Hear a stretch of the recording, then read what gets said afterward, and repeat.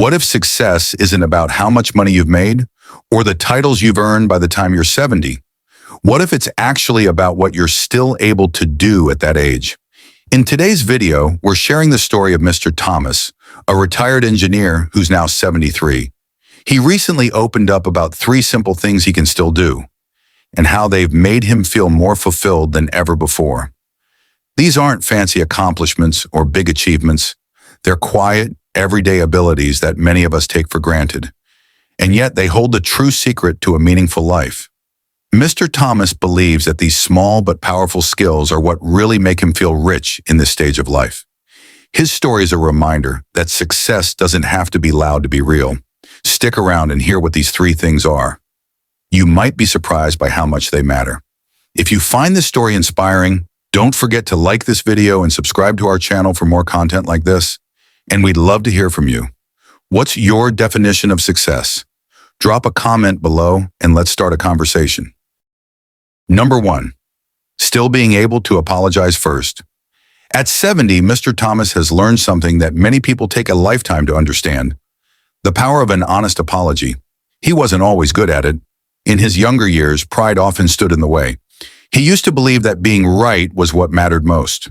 But as time passed and as life tested his relationships, especially with his children, he discovered that clinging to pride could leave you feeling very alone. What saved those relationships, he says now, was learning to say 2 simple words: "I'm sorry." There were times he had to apologize when every part of him didn't want to. He recalls moments when arguments with his sons stretched into weeks of silence, and his heart ached with the distance. It would have been easier to wait for the other person to come around. But as he sat with the weight of those quiet days, he realized that waiting for someone else to make the first move only deepened the cracks. So he picked up the phone, swallowed his pride, and said what needed to be said. The result wasn't just forgiveness, it was connection. Mr. Thomas now speaks about this with a soft sort of conviction, the way someone speaks about a lesson that came hard but stayed true. He says that apologizing doesn't make you small, it makes you brave. It's not about losing an argument, it's about choosing peace over ego. Especially in older age, he's found that healing emotional wounds means more than proving a point. You begin to see time differently. You start to realize how precious it is to be close to the people you love and how costly it is to let pride build walls between you. And it's not just about saying the words, it's about meaning them. Mr. Thomas never apologizes just to smooth things over. He's learned to sit with his mistakes, to understand how his actions affected others, and then come forward with sincerity. That kind of apology, he says, has the power to soften even the hardest moments. His children, now grown with families of their own, trust him more because of that. Not because he's always right, but because he's willing to admit when he's not. Now looking back, he wishes he had learned this earlier, but he's grateful he learned it at all. There's something deeply human about being wrong, and something even more human about trying to make it right. Mr. Thomas smiles when he talks about this, the kind of smile that carries stories behind it. Not of perfection, but of growth. And in that growth, he's found not just better relationships, but a lighter heart. At 70, that kind of peace is worth everything. Number 2, still having curiosity for life.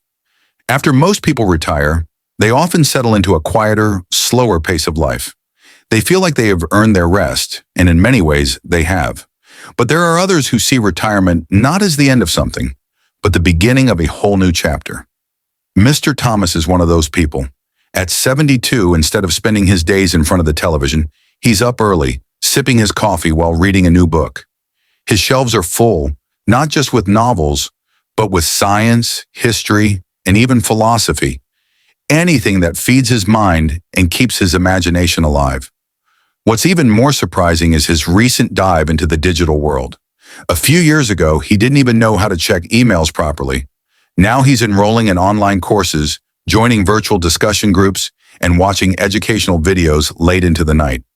He treats learning like an adventure, not a chore.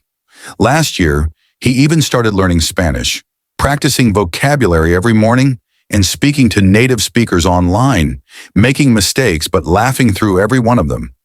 His friends often ask him, "Why keep pushing yourself?" He always smiles and gives the same answer. Because the day I stop being curious is the day I start dying.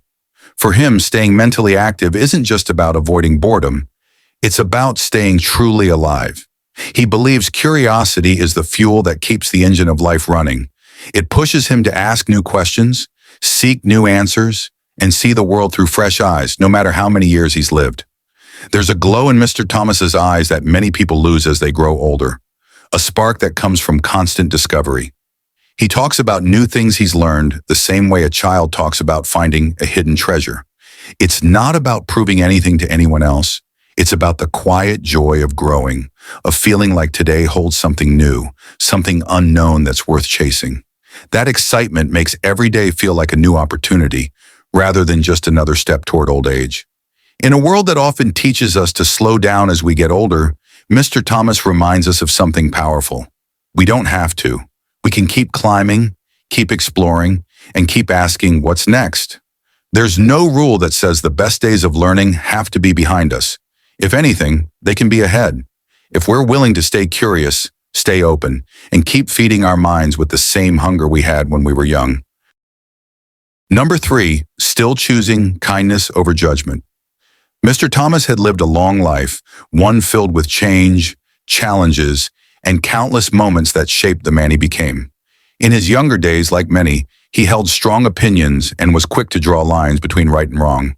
But something shifted as he grew older. Instead of becoming hardened by his experiences, he softened. He learned that people, especially the younger generation, didn't need lectures. They needed someone who would listen without judgment. That's what he decided to be. At 70, he often said, "You can either become bitter or better." For him, bitterness was easy. It lurked around every disappointment, every change he didn't understand. But he chose better. He made that decision every time he smiled at a stranger on the street or offered a gentle word to someone who was struggling. His kindness wasn't loud or performative. It was quiet and consistent, the kind that didn't ask for recognition. He began to notice things that others his age often missed. The way young people hesitated before speaking their minds, unsure if they'd be heard. The tired look in a young mother's eyes at the grocery store. The nervous energy of a teenager trying to figure out the world. Mr. Thomas didn't offer advice unless it was asked for. He gave his attention, his presence, and sometimes just a warm silence that said, "You're okay as you are." His family and neighbors started to see him differently, not just as the old man on the corner, but as someone who radiated peace. People visited him not for wisdom and words, but for the comfort of his company. They'd leave feeling a little lighter, a little more hopeful. Mr. Thomas didn't have to preach kindness. He lived it. And the more he gave, the more it seemed to grow around him. Years passed, and even as his steps slowed and his voice grew quieter, the effect of his kindness only deepened. He left no best-selling books, no grand awards behind. But he left something better. A ripple of compassion that touched everyone who met him. In a world quick to judge, Mr. Thomas had become a rare presence. Someone who made you feel seen, not sized up. And that kind of legacy, he believed, would last far longer than any accomplishment on paper. When you look back on life, it won't be the titles or trophies that people remember about you. It won't be the square footage of your house or how much you had in your bank account. What will stick with people, what will truly define your legacy, is the way you made them feel. Whether you left them feeling seen, heard, and loved, or whether they walked away from you feeling small and forgotten. That emotional fingerprint you leave behind, that's what lives on. As the years go by, some things become clearer. One of them is this: growth doesn't stop unless you let it. Staying curious keeps your spirit young. When you ask questions, stay open to new ideas, and remain interested in other people's stories, you continue to evolve.